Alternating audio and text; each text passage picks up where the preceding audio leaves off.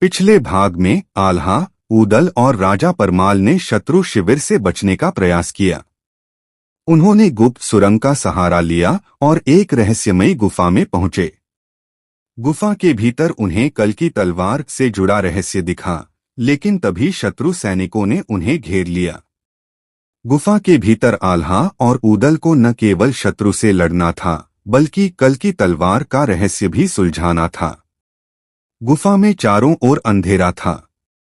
दीवारों पर जलती हुई मशालें केवल शिलालेखों को हल्का सा प्रकाशित कर रही थीं। ऊदल ने एक शिलालेख पढ़ा। कल की तलवार केवल उसी के हाथों में शक्ति पाती है जो निस्वार्थ होकर बलिदान देने को तैयार हो। जो अपने लोभ, मोह और भय को त्याग दे, वही इसे उठा सकता है। आल्हा ने शिलालेख की ओर देखा और कहा, यह तलवार हमारी आखिरी उम्मीद है। लेकिन इसे पाने के लिए हमें क्या बलिदान देना होगा? तभी गुफा के भीतर एक गूंजती हुई आवाज सुनाई दी। तुम में से केवल एक इसे उठा सकता है। जो भी इसे उठाएगा, उसे अपनी सबसे प्रिय चीज त्यागनी होगी। बाहर शत्रु सैनिकों ने गुफा को घेर लिया था। उनका सेनापति चिल्लाया, गुफा में छिपने से तुम्हारी मौत नहीं टलेगी। बाहर आओ और आत्मसमर्पण करो। आल्हा ने ऊदल की ओर देखा और कहा, हमारे पास समय नहीं है। मैं इस तलवार को उठाने का प्रयास करता हूं। ऊदल ने विरोध किया, भैया, आप पहले ही कई बार महोबा के लिए खुद को खतरे में डाल चुके हैं। इस बार मैं यह जोखिम उठाऊंगा। दोनों भाइयों के बीच बहस चल रही थी कि तभी शत्रु सैनिकों ने गुफा के प्रवेश द्वार से अंदर घुसने की कोशिश की। आल्हा और ऊदल ने तुरंत तलवारें उठाईं और शत्रुओं से भीषण युद्ध शुरू कर दिया। युद्ध के दौरान ऊदल ने महसूस किया कि आल्हा गुफा के अंदर शिलालेख को पढ़ने में व्यस्त था। उसने शत्रु सैनिकों को रोकने के लिए अपने प्राणों की परवाह नहीं की। ऊदल ने कहा, भैया, गुफा का रहस्य सुलझाओ। मैं यहां सब संभाल लूंगा। आल्हा ने गहरी सांस ली और शिलालेख को ध्यान से पढ़ा। उसने महसूस किया कि यह केवल तभी कार्य करेगा जब वह अपने जीवन के सबसे प्रिय व्यक्ति या वस्तु को त्यागने का वादा करेगा।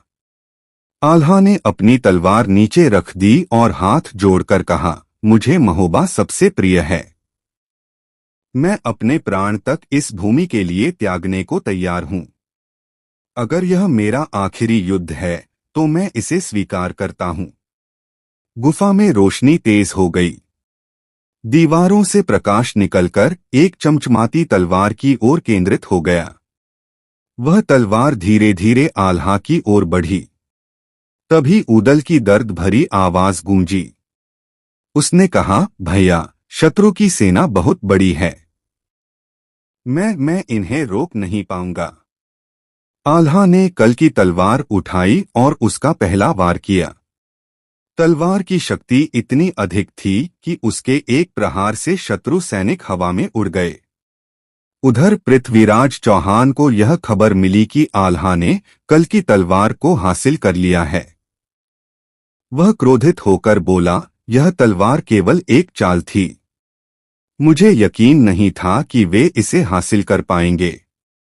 लेकिन अब यह हमारे लिए और बड़ा खतरा बन गई है। उसने तुरंत अपने मंत्रियों को बुलाकर एक और योजना बनाई। अगर आल्हा और ऊदल बच गए तो महोबा पर फिर से कब्जा करना असंभव होगा। हमें उनकी शक्ति को खत्म करना होगा। गुफा से बाहर निकलते समय आल्हा और ऊदल ने राजा परमाल को सुरक्षित महोबा वापस ले जाने का निश्चय किया। लेकिन रास्ता अब भी खतरों से भरा था। शत्रु सैनिक जंगल में चारों ओर फैले हुए थे। ऊदल, जो पहले से घायल था, बार बार गिर रहा था।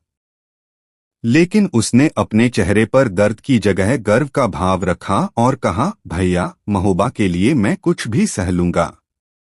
जैसे ही वे महोबा के किले के पास पहुंचे, उन्होंने देखा कि चौहान की सेना ने किले को घेर लिया था। आल्हा ने कल की तलवार को उठाते हुए कहा, यह लड़ाई अब महोबा की आखिरी लड़ाई होगी। हम मरें या जिएं, लेकिन हम महोबा को झुकने नहीं देंगे। तभी गुप्तचर ने आकर सूचना दी, महोबा के भीतर एक गद्दार ने शत्रु के लिए किले के द्वार खोल दिए हैं। चौहान की सेना भीतर प्रवेश कर चुकी है। आल्हा और ऊदल स्तब्ध रह गए। क्या महोबा को बचाने का उनका बलिदान व्यर्थ जाएगा? क्या वे इस गद्दार को रोक पाएंगे? किले के भीतर गद्दार का पर्दाफाश, कल की तलवार का अंतिम उपयोग और महोबा के भविष्य का निर्णय।